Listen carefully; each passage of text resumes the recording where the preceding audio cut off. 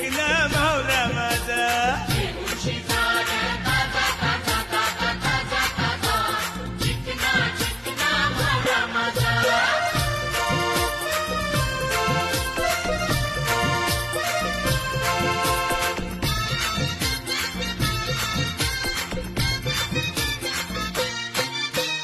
विश्वास ठेवलं सांगते नक्की